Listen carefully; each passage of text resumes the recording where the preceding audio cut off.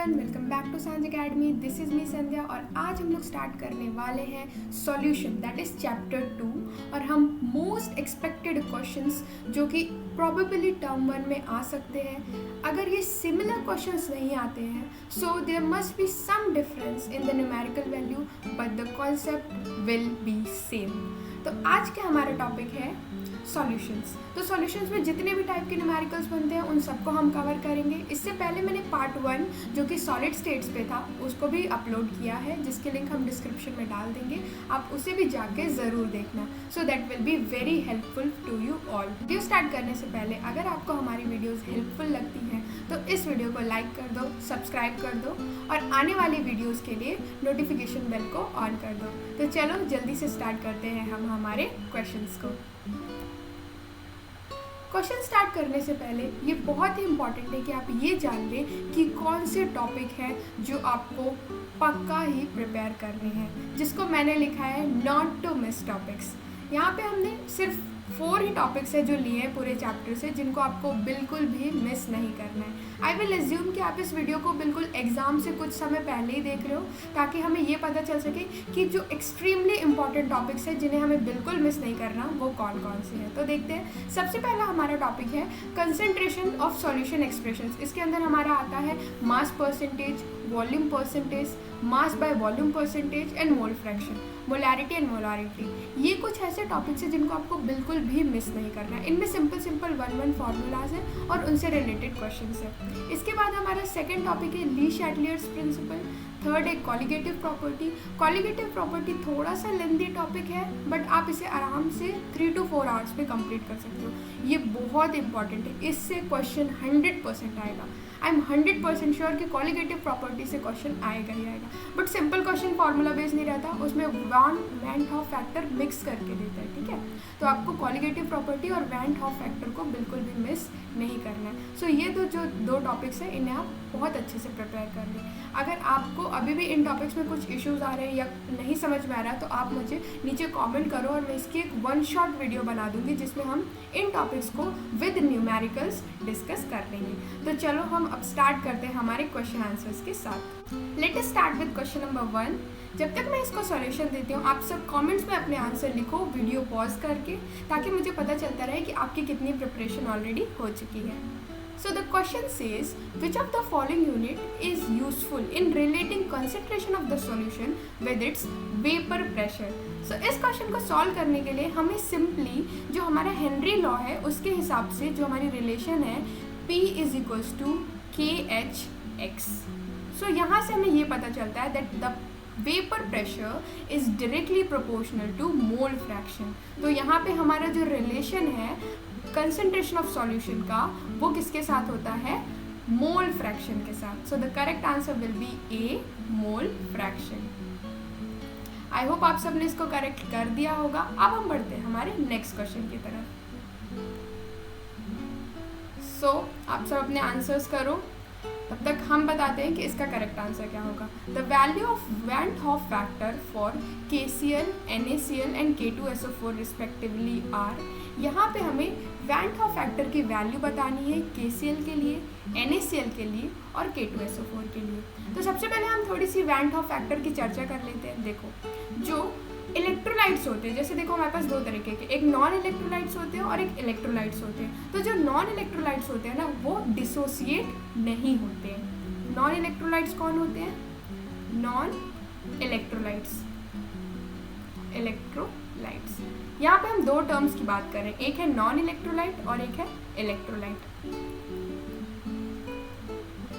तो देखो van Hoff factor में हम लोग इलेक्ट्रोलाइट्स की बात करते हैं और इलेक्ट्रोलाइट्स क्या होते हैं? डिसोसिएट हो जाते हैं। बट वहीं जो नॉन इलेक्ट्रोलाइट्स होते हैं वो डिसोसिएट नहीं होते हैं, ठीक है। तो वैन हॉफ फैक्टर पढ़ने से पहले जो हम कॉलिगेटिव प्रॉपर्टीज पढ़ते हैं वो हम नॉन इलेक्ट्रोलाइट्स के रिस्पेक्ट में पढ़ते हैं, जहाँ पे हम यूजुअली यूरिया का एग्जाम्पल लेते हैं, साथ में हम ग्लूकोज का एग्जाम्पल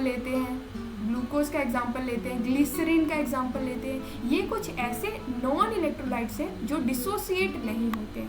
बट अब हम जब वैन हॉफ फैक्टर को इंक्लूड करते हैं तो हम इलेक्ट्रोलाइट्स की बात करते हैं, जैसे कि KCl हो गया, NaCl हो गया, K2SO4 हो गया, ये सब क्या करते हैं, ये डिसोसिएट हो जाते हैं इनटू देयर रिस्पेक्टिव आयंस और साथ में हमारी कॉलिगेटिव प्रॉपर्टी को इंक्रीज कर देते हैं। ठीक है, तो अब देखो यहाँ पे हमें क्या क्या दिया गया है, KCl दिया है, NaCl दिया है, K2SO4 दिया है। अब हमको इनकी वैल्यूज निकालनी है कि इनकी I की वैल्यू क्या होगी। वेंट ऑफ फैक्टर को हम I से रिप्रेजेंट करते हैं। तो देखो KCl किस में डिसोसिएट होगा, हम मान लेते हैं स्टैंडर्ड कंडीशन और हम बोलते हैं कि ये 100% डिसोसिएट होगा। सो this will dissociate into K+ and Cl minus. K+ यहाँ पे क्या है, कैटायन है और Cl- क्या है, एनायन है। ठीक है, तो हम मानते हैं कि हमारे पास एक KCl है और वो K+ और Cl- में टूट गया है। सो अब इसकी I की वैल्यू कैसे निकालते हैं, देखो I की value total number of ions, मतलब हमारे पास टोटल प्रोडक्ट में कितने हैं, 2 है, और टोटल रिएक्टेंट में कितने थे, 1 थे। तो हमें टोटल क्या वैल्यू मिल गई, 2 मिल गई I की। किसके लिए, KCl के लिए। इसी तरीके से NaCl के लिए भी निकालो। NaCl के लिए क्या होगा, Na+ और Cl-। तो यहाँ पे हमें क्या मिल गया, 2, और हमारे पास टोटल हमने स्टार्ट किससे किया था, कितने नंबर ऑफ मोल से किया था, 1 से, तो 2/1 हमें यहाँ पे कितनी वैल्यू मिल गई, 2 मिल गई। अब हम बात कर लेते हैं K2SO4 की। अब तक तो आप समझ गए होंगे कि इसको कैसे निकाल रहे हैं, तो जल्दी से K2SO4 का भी बताओ कमेंट्स में क्या होगा, K2SO4।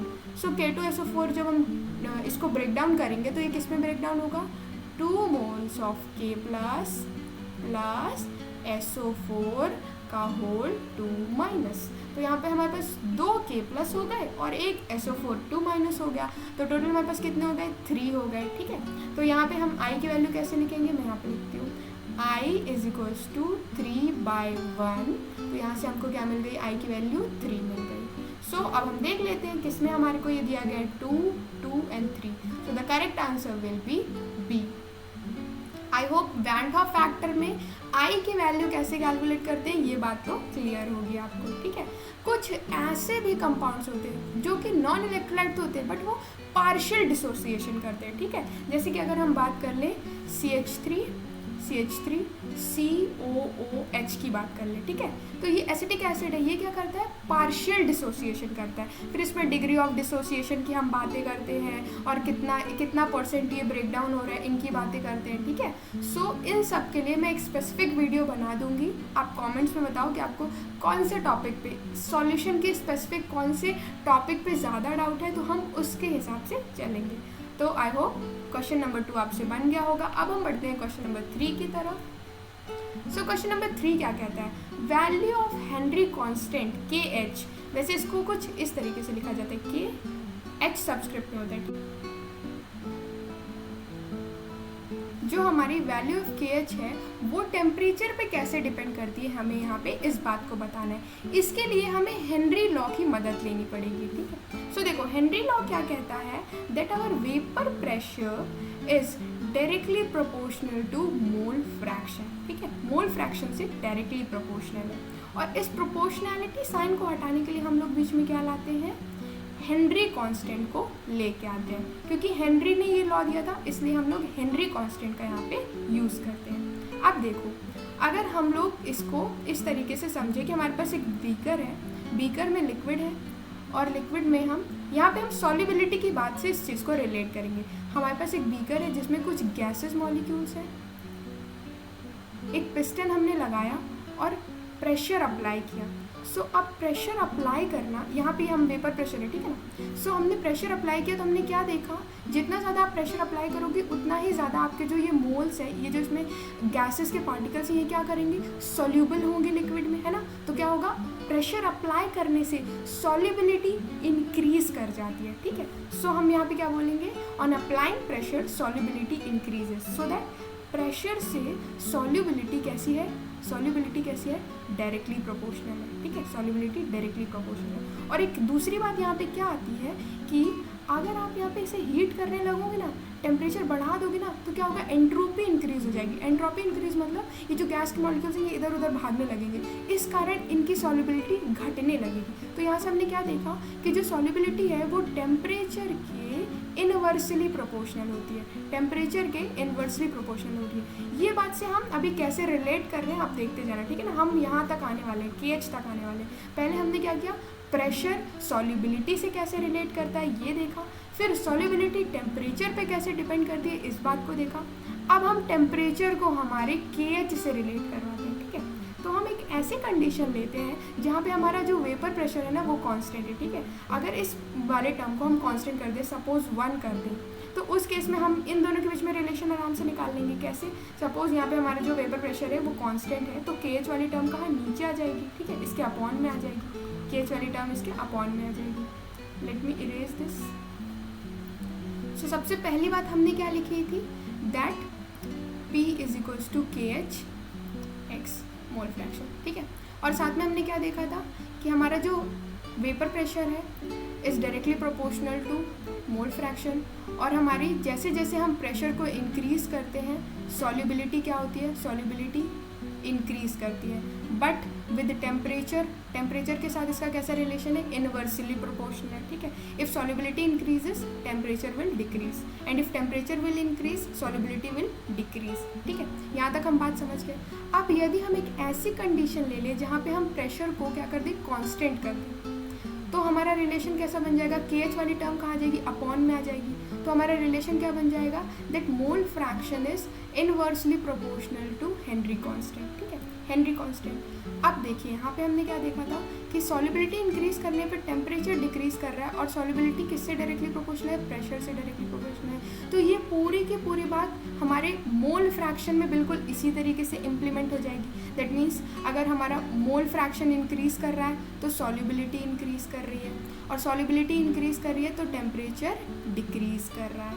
And we know that mole fraction is inversely proportional to Henry constant. So if temperature will increase, Henry constant will increase and solubility will decrease, ठीक है। जब करेंगे तो KH वैल्यू भी इंक्रीज होगी, that means if KH increases temperature will increase. तो यहाँ से हमारा जिसका आंसर बनेगा वो क्या होगा, the value of Henry constant will increase with increase in temperature. I hope आप में से बहुत लोगों ने इसे सही किया होगा। अब हम बढ़ते हैं हमारे क्वेश्चन नंबर 4 की तरफ। सो फोर्थ क्वेश्चन क्या कहता है, जल्दी से आंसर्स आप लिखना शुरू कर दो, वीडियो पॉज करो, बिकॉज न्यूमेरिकल है तो टाइम लगता है, आई नो। तब तक मैं आपको इसका आंसर बताती हूँ। Mole fraction of glycerine that is C3H5OH का whole thrice in a solution containing 36 grams of water and 46 grams of glycerine is. अब हमें यहाँ पे मोल फ्रैक्शन निकालना है, ठीक है। तो मोल फ्रैक्शन निकालने का सिंपल फॉर्मूला है, आई होप आप सबको पता होगा। देखो मोल फ्रैक्शन कैसे निकालते हैं, number of moles of A upon number of moles of B plus number of moles of A, ठीक है। तो मोल फ्रैक्शन को तो सीधी सिंपल भाषा में समझे तो अगर हमारे पास एक बड़ा सा सर्कल है जिसको हम लोग क्या कर रहे हैं, डिवाइड कर रहे हैं, हम समझ लेते हैं ये पूरा 1 मोल है, ठीक है। ये बहुत बड़ी सी हमारे पास एक रोटी है, ठीक है, एक रोटी है, तो इसके हमने 4 टुकड़े किए, तो हम एक एक फ्रैक्शन अगर सबको दिया तो हमें कितना मिलेगा, इसको मिलेगा 1/4 फ्रैक्शन, इसको मिलेगा 1/4, इसको मिलेगा 1/4, इसको भी मिलेगा 1/4, और इन सबको जोड़ेंगे तो हमें कितना मिल जाएगा, 1 मिल जाएगा, ठीक है। So mole fraction is always equals to 1, ठीक है। A is equals to Na upon में Na प्लस Nb, ठीक है। Number of moles of A that is glycerine and number of moles of B that is water. तो Na की value हमने कितनी निकाली, 0.5, और Nb की वैल्यू हमने कितनी निकाली, 2। तो दोनों की मदद से इजीली हम लोग मोल फ्रैक्शन ऑफ A कैलकुलेट कर सकते हैं। तो हम पुट कर देते हैं ऊपर 0.5, नीचे 2 प्लस 0.5 दैट इज 2.5, 0.5 और 2.5, इसको सॉल्व करो जल्दी से, 5 5 सा 25, पॉइंट से पॉइंट हट गया, 1/5 दैट विल गिव 0.20। तो देखो correct answer will B C, 0.20। अब हम बढ़ते हैं हमारे क्वेश्चन नंबर 4 की तरफ। आई होप आपको मज़ा आ रहा होगा, क्वेश्चन बहुत ही इजी है, लाइटर साइड पे है। अगर आपने मतलब बेसिक चीज़ें प्रिपेयर की हैं तो आपको बिल्कुल भी प्रॉब्लम नहीं होगी किसी भी क्वेश्चन में। अब बढ़ते हैं हमारे क्वेश्चन नंबर 5 की तरफ, जिसमें बोल रहा है which has the lowest boiling point at 1 atm pressure, which one of these has the lowest boiling point, ठीक है। इनमें से सबसे कम बॉइलिंग पॉइंट किसका है, ठीक है। इस क्वेश्चन को भी सॉल्व करने के लिए आपको वैन हॉफ फैक्टर के बारे में पता होना चाहिए, ठीक है। वैन हॉफ फैक्टर के बारे में जानकारी होना चाहिए, ठीक है। सो अगर आप इस वीडियो को देख रहे हो तो पहले थोड़ा सा रिवाइज कर लो, आपके जो बेसिक कॉन्सेप्ट्स हैं वो अच्छे से क्लियर हों, तभी आपको ये क्वेश्चंस करने में बहुत ही इजी होगी, बहुत ही आसानी से आप क्वेश्चन सॉल्व कर लोगे, ठीक है। सो देखो यहाँ पे वैन हॉफ फैक्टर क्यों लगेगा, यहाँ पूछे बॉइलिंग पॉइंट रहा है ना, तो देखो यहाँ पे सबके लिए उसने 0.1 मोलर, 0.1 मोलर, 0.1 मोलर और 0.1 मोलर है, ठीक है। तो सिंपल कॉलिगेटिव प्रॉपर्टी की मदद से तो इस क्वेश्चन को सॉल्व करना पॉसिबल नहीं है। अब हमें पता होना चाहिए कि हमारा जो कॉलिगेटिव प्रॉपर्टी है वो वैन हॉफ फैक्टर से कैसे रिलेटेड है, ठीक है। तो सिंपल क्या होता है कि देखो हमारे पास एक रिलेशन है जिसका हम यूज़ करेंगे। So colligative property increases with increase in the number of particles in a solute। जो कॉलिगेटिव प्रॉपर्टी होती है ना वो इंक्रीज करती है with the increase in the number of particles in the solute. मतलब जितने ज़्यादा नंबर ऑफ पार्टिकल्स होंगे ना आपके सॉल्यूट में, आपकी कॉलिगेटिव प्रॉपर्टी उतनी ही ज़्यादा होगी, ठीक है। ये कैसे हुआ, देखो जब हमारे पास कैसे इलेक्ट्रोलाइट्स आए जो कि क्या करते हैं, डिसोसिएट करते हैं सॉल्यूशन में, ठीक है। पहले हम किन की बात कर रहे थे, नॉन इलेक्ट्रोलाइट्स की, जो डिसोसिएट नहीं करते थे, और डिसोसिएट नहीं करते थे तो हमारी कॉलिगेटिव प्रॉपर्टी पे किसी भी तरीके का असर नहीं डालते थे। बट फिर हमने क्या देखा कि हमारे पास इलेक्ट्रोलाइट्स है जो डिसोसिएट होते हैं। डिसोसिएट होना मतलब टूटना, जैसे KCl है तो ये K+ और Cl- में टूट रहा है, ठीक है। तो ये क्या हुआ, जब ये टूटा तो इसने क्या किया, दो मोल्स में डिवाइड हो गया। पहले 1 मोल ही था, अब इसके पास कितने हो गए, 2 मोल हो गए। और हमने क्या कहा, कॉलिगेटिव प्रॉपर्टी कितने पार्टिकल्स है उस पर डिपेंड करती है, ठीक है। वो K+ है, Cl- है या KCl है, उस बात से उसे कोई फ़र्क नहीं पड़ता। उसे सिर्फ और सिर्फ फ़र्क पड़ता है, वो सिर्फ काउंट कर सकती है। जो कॉलिगेटिव प्रॉपर्टी होती है ना वो सिर्फ काउंटिंग कर सकती है। तो काउंट करके उसने क्या निकाला कि इसके पास कितने हैं, 2 मोल्स हैं, ठीक है। तो यहाँ पे 2 मोल्स है, तो 2 मोल होने की वजह से हमारी जो कॉलिगेटिव प्रॉपर्टी की वैल्यू थी वो भी क्या हो जाएगी, डबल हो जाएगी। तो अब हम क्या कर सकते हैं, सीधे सीधे हमारे जो इलेक्ट्रोलाइट्स है ना वो कितने ज़्यादा मल्टीप्लाई हो रहे हैं। जैसे NaCl है तो Na+ और Cl- में टूट रहा है, KCl है तो K+ और Cl- में टूट रहा है। तो वो जितना ज़्यादा नंबर ऑफ मोल्स में ब्रेक डाउन होंगे वो कॉलिगेटिव प्रॉपर्टी को उतना ही ज़्यादा इंक्रीज कर देंगे। तो अब इन सब में हमें कुछ नहीं करना, इनका सिर्फ ब्रेक डाउन करना है और ब्रेक डाउन करने के बाद काउंट करना है कि रिजल्टेंट में कितने नंबर ऑफ पार्टिकल्स बढ़ रहे हैं। जिसमें सबसे ज़्यादा नंबर ऑफ पार्टिकल्स होंगे उसकी जो हमारी बॉइलिंग पॉइंट की वैल्यू होगी सबसे ज़्यादा होगी, और जिसमें सबसे कम नंबर ऑफ पार्टिकल्स होंगे उसकी हमारी बॉइलिंग पॉइंट सबसे कम होगी। ये जो रूल है ये सारी की सारी कॉलिगेटिव प्रॉपर्टी पे इम्प्लीमेंट होता है। चाहे हम बात कर लें ऑस्मोटिक प्रेशर की, चाहे हम बात कर लें एलिवेशन इन बॉइलिंग पॉइंट की, या फिर हम लोवरिंग इन वेपर प्रेशर की बात कर लें, या डिप्रेशन इन फ्रीजिंग पॉइंट की बात कर लें, ये सब में इम्प्लीमेंट होता है। क्या, अगर हमारे पास इलेक्ट्रोलाइट है वो ब्रेक डाउन हो रहा है तो वो कॉलिगेटिव प्रॉपर्टी को इंक्रीज कर देगा, ठीक है, क्योंकि वो मल्टीपल होता है, ठीक है। आई को हम हमेशा मल्टीप्लाई में लिखते हैं ना, इस वजह से। तो अब हम एक एक करके इन सब की वैल्यूज़ देख लेते हैं, क्या वैल्यू होगी। KCl K+ और KCl जो हमारा वो K+ और Cl- में टूटेगा, तो यहाँ से हमें आई की क्या वैल्यू मिलेगी, आई की वैल्यू 2 मिलेगी, ठीक है।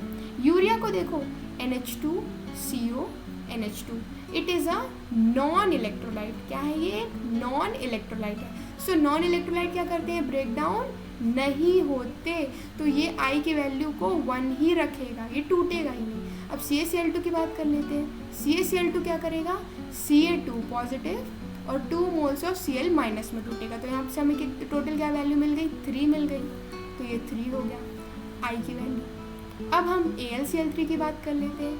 AlCl3 will break down into Al3 positive plus 3 moles of Cl-। तो यहाँ से हमें कितनी वैल्यू मिल गई, 4 मिल गई, तो आई की वैल्यू क्या हो गई, 4 हो गई। सो अब यहाँ पे क्या बोल रहे हैं, लोएस्ट बॉइलिंग पॉइंट किसका होगा, देखो, ठीक है। अभी आपके तसल्ली के लिए हम यहाँ पे फॉर्मूला भी लिख देते हैं, ∆Tb = Kb × m। जो हमारा बॉइलिंग पॉइंट होता है वो मोलैलिटी पे डिपेंड करता है, ठीक है। तो ये m मोलैलिटी है, ठीक है, और आई। तो देखो अगर हम इन सब की सिंपल बॉइलिंग पॉइंट की बात करें तो यहाँ पे इन्होंने मोलैरिटी से सबकी गिवन ही, मोलैरिटी तो गिवन ही है, 0.1 0.0.1 सबकी सेम ही दी हुई है, ठीक है। Kb की वैल्यू भी सेम ही होती है। तो अगर ये दोनों वैल्यू सेम है तो आप डिफ्रेंशिएट कैसे करोगे, बताओ। डिफ्रेंशिएट करने के लिए आपके पास क्या बचा, सिर्फ आई बचा। सिर्फ आई है तो उसके बेसिस पे आपने डिफ्रेंशिएट किया और आपको क्या वैल्यू मिली, सबसे कम किसकी है, यूरिया की आई की वैल्यू सबसे कम है। So the lowest boiling point at 1 atm pressure will be of urea. So the correct answer will be B urea.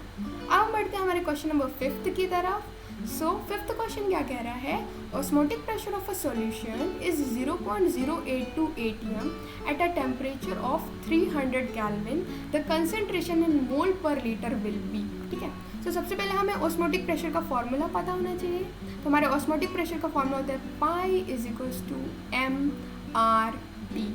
यहाँ एम मोलैरिटी है, एम क्या है, मोलैरिटी है, आर हमारा रिडबर्ग्स कांस्टेंट है या फिर गैस कांस्टेंट है, रिडबर्ग्स कांस्टेंट, या फिर हम सीधे गैस कांस्टेंट लिख सकते हैं, गैस कांस्टेंट है, टी इज टेम्परेचर। ठीक है, एक बात को हमेशा ध्यान रखिएगा कि आर ऑस्मोटिक प्रेशर के केस में हमेशा आर की वैल्यू आप 0.083 ही लें। ठीक है, ये वैल्यू ही आप रखें in case of osmotic pressure. ठीक है, सो अब यहाँ पे हम देख लेते हैं कि हमारा ये क्वेश्चन कैसे सॉल्व होगा। आप सब भी वीडियो को पॉज करके इस क्वेश्चन को सॉल्व करने की कोशिश करो। यहाँ पे concentration in moles per litre, इसका सीधा सीधा मतलब है कि वो हमसे मोलैरिटी निकलवाना चाह रहे हैं। ठीक है, कि मोलैरिटी क्या होगा, मोलैरिटी भी यही होता है, मोल पर लीटर ही होता है। ठीक है, तो मोलैरिटी कैलकुलेट करने के लिए बोल रहा है। उसने हमें ऑस्मोटिक प्रेशर की वैल्यू दी है 0.0821 atm is equals to M.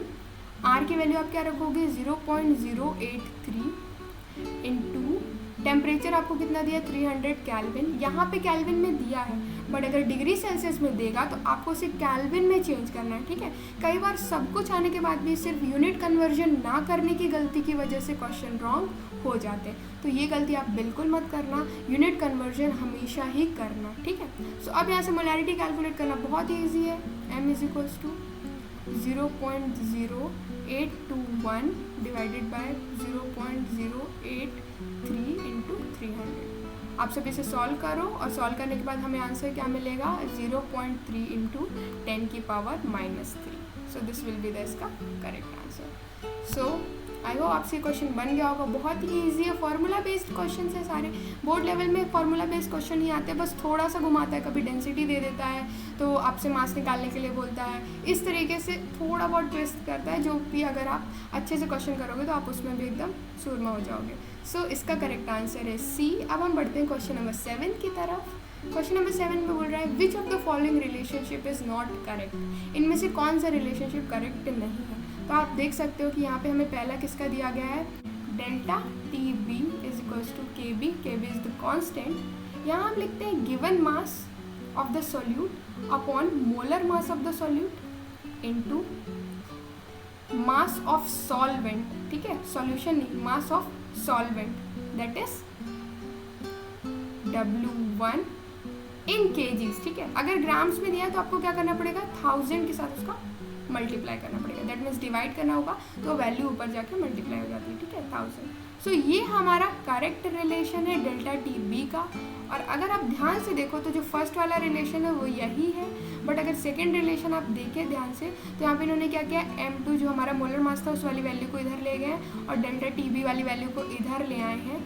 But फिर भी एक तो इसमें गलती क्या है, देखो W2 को नीचे लिखा है इन्होंने और साथ में यहाँ पे KF कांस्टेंट यूज़ किया है। डेल्टा टीवी के साथ इन्हें KB कांस्टेंट यूज़ करना था, तो इसमें 2 मिस्टेक्स हैं। ठीक है, तो अगर आप पहले इसी चीज़ को स्पॉट कर लो कि डेल्टा टीवी के साथ यार KF कैसे लिख रहे हो, तो बस वेल एंड गुड है, गलत अपने को पता चल गया। So the correct answer will be B is not correct. Okay, तो अब हम देखते हैं question number 8। The molarity of the solution containing 7.1 gram of Na2SO4 in 100 ml of aqueous solution is। यहाँ पे हमें सिंपल मोलैरिटी बतानी है और कुछ भी नहीं करना, बहुत ही सिंपल क्वेश्चन है। जल्दी से वीडियो पॉज करके सब लोग आंसर कमेंट्स में लिखो। Molarity is equals to given mass of the solute. ठीक है, given mass of the solute upon molar mass. इसके बाद आता है volume of solution in litres, volume of solution into, अगर लीटर में नहीं दिया है ml में दिया तो आप क्या करोगे, जैसे स्पेसिफिक क्वेश्चन में ml में दिया है तो आप क्या करोगे 1000 के साथ ऊपर मल्टीप्लाई करोगे। ऐसा करके आपका अगर ml में दिया है तो वो लीटर्स में कन्वर्ट हो जाता है। तो देखा आपने, इस क्वेश्चन को करना बहुत ही सिंपल है। अब हम सारी वैल्यूज़ को सपोर्ट कर देंगे। यहाँ 7.1 आ जाएगा, यहाँ आ जाएगा हमारा molar mass that is 142 grams पर मोल। इसके बाद हमारे पास है वॉल्यूम ऑफ सॉल्यूशन हमें दिया गया है 100 ml और ऊपर दिया गया है 1000, ठीक है। सो 2 यहाँ से 2 0 से 2 0 कट गए, 0.5 molar, that is B. So I hope ये क्वेश्चन आपका करेक्ट हुआ होगा। अब हम बढ़ते हैं हमारे क्वेश्चन नंबर 9 की तरफ।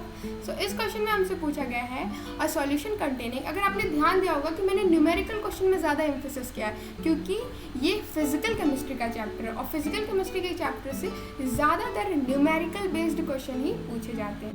प्रैक्टिस मेक्स एवरीवन परफेक्ट, तो आप जितना ज़्यादा प्रैक्टिस करोगे आपके न्यूमेरिकल्स उतने ही अच्छे हो जाएंगे, ठीक है। इसीलिए मैंने इसमें न्यूमेरिकल्स पे ज़्यादा एम्फेसिस किया है।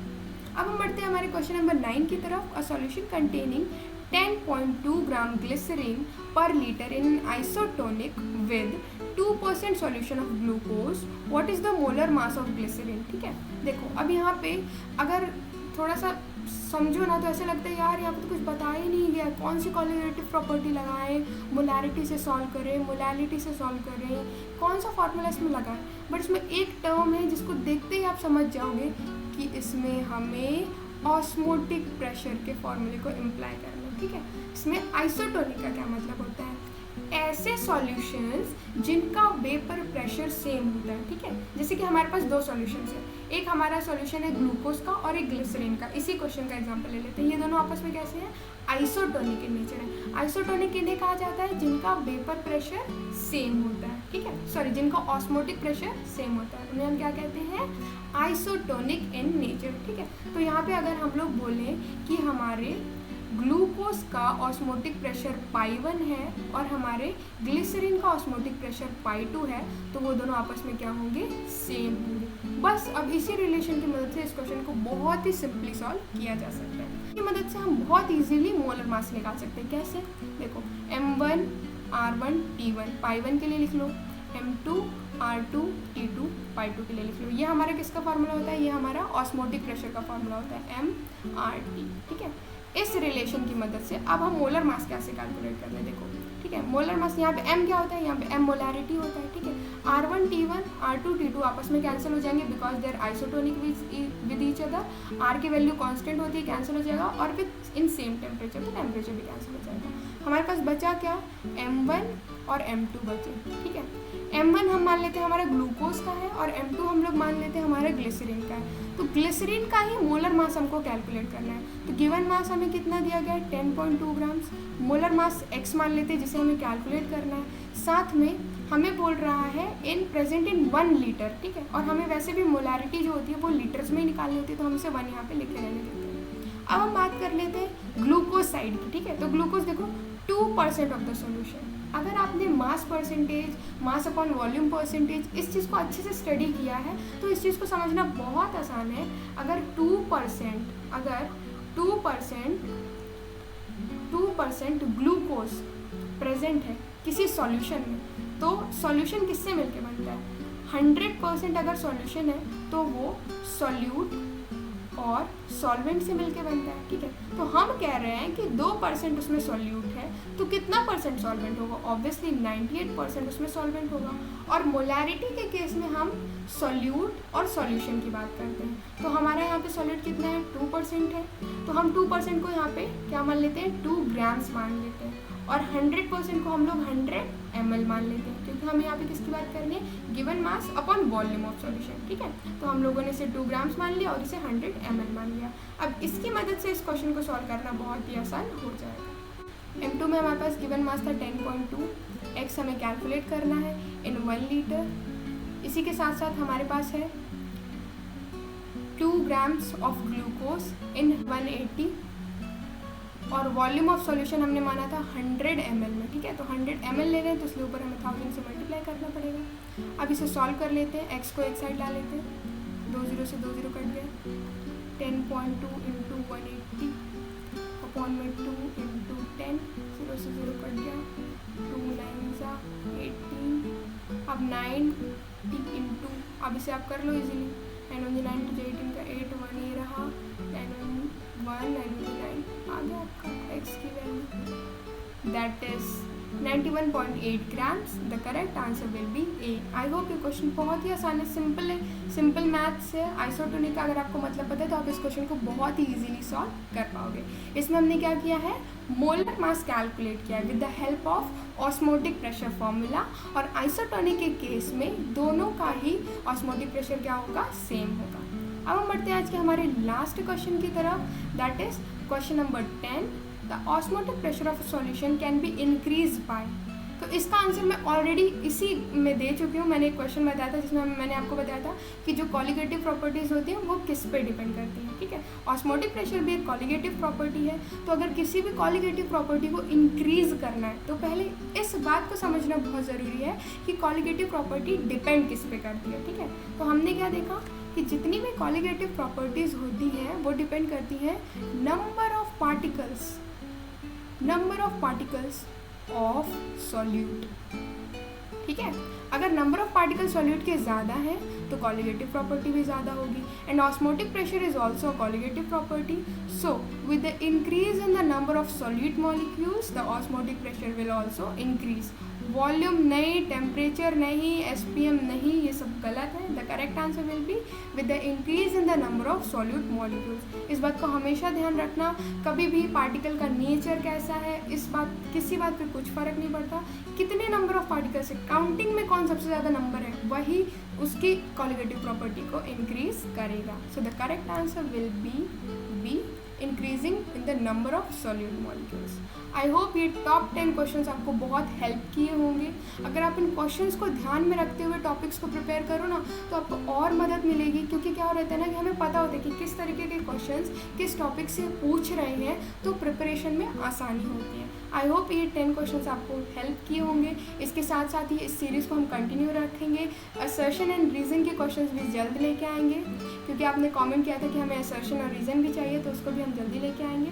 तो सबसे ज़्यादा वीडियो को शेयर करो ताकि ये ज़्यादा से ज़्यादा स्टूडेंट्स तक पहुँचे।